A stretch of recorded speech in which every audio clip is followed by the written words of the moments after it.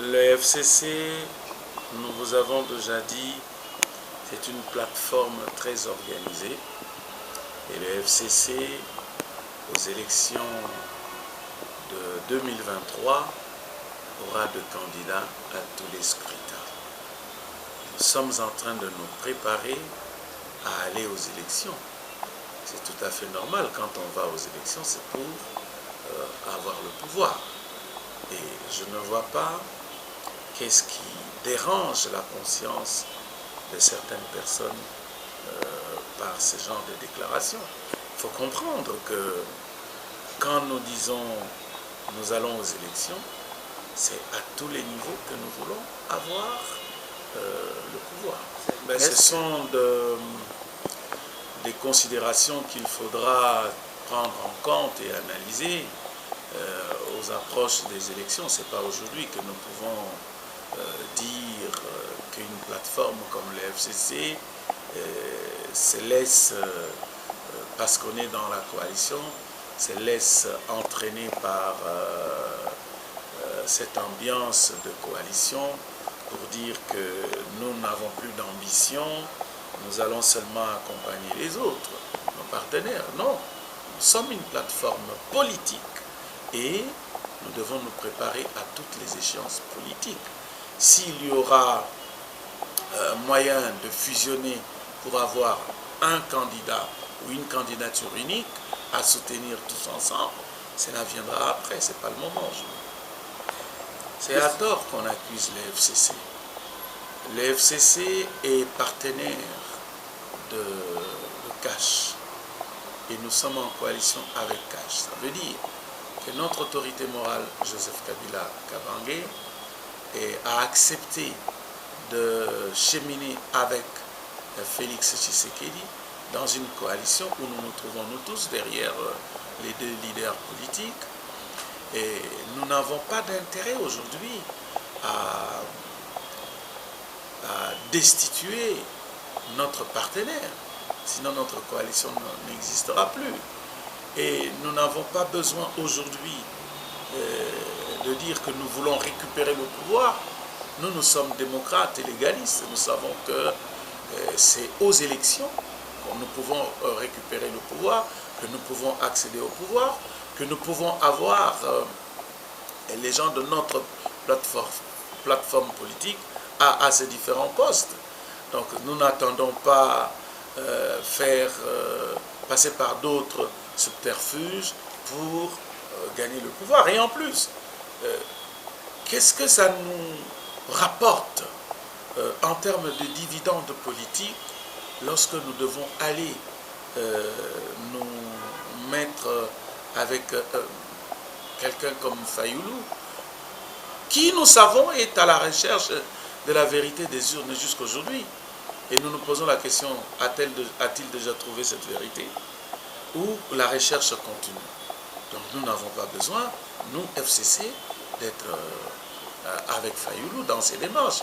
S'il a des raisons valables de destituer le président Félix Tshisekedi, qu'il les dise lui-même, in petite persona, sans se référer au FCC. Parce que le FCC n'est pas partie prenante et n'est pas dans ce genre de démarche.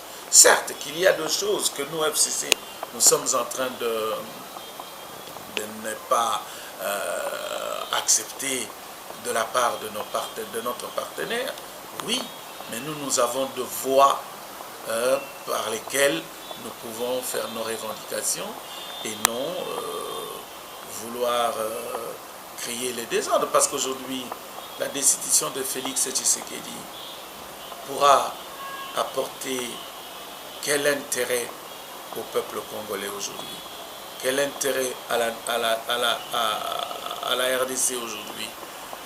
Nous voyons tout cela et nous ne sommes pas, nous, FCC, partie prenante. Si nous voulions bien, il y a bien d'occasions pour lesquelles nous pouvions le faire.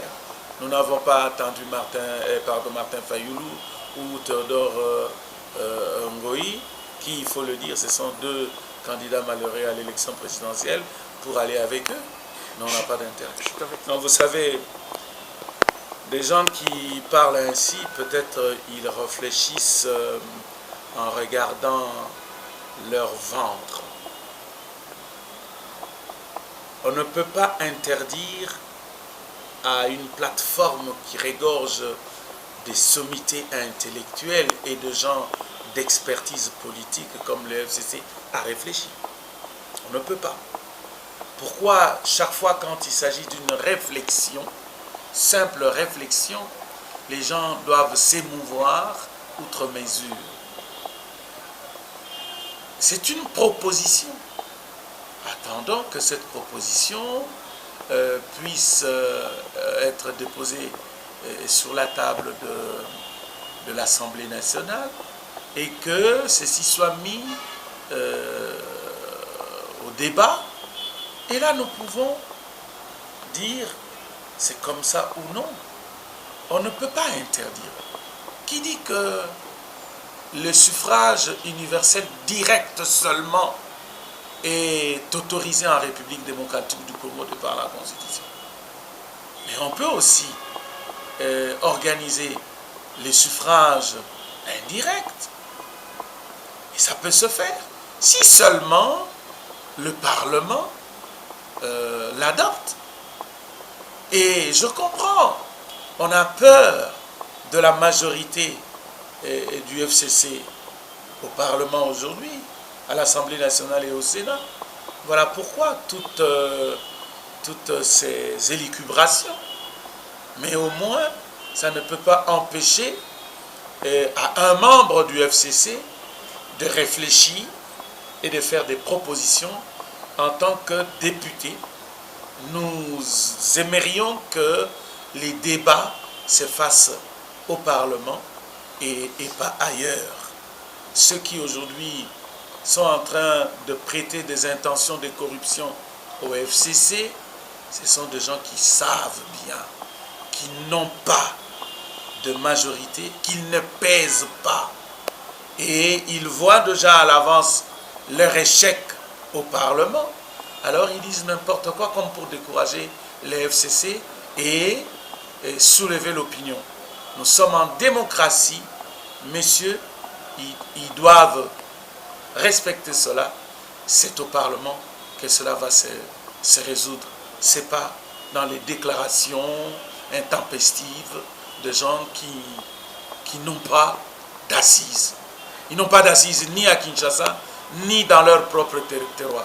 Le problème dans notre pays, on voudrait bien anticiper. Je n'ai pas l'habitude d'anticiper dans la mesure où c'est adressé au Parlement. Attendons, dès que les députés nationaux et les sénateurs vont se prononcer sur le dossier, là, nous pouvons faire des commentaires. Mais aujourd'hui, je ne rentre pas dans les secrets de Dieu. Je ne voudrais pas dire ce que feraient les parlementaires par rapport à cette question qui leur est adressée. Donc, il faut attendre que le Parlement se prononce.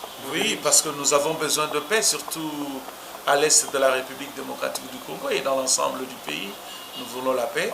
Nous donnons la chance à cette conférence, pourvu que les résolutions qui en sortiront puissent réellement apporter la paix dans notre pays et pour notre peuple.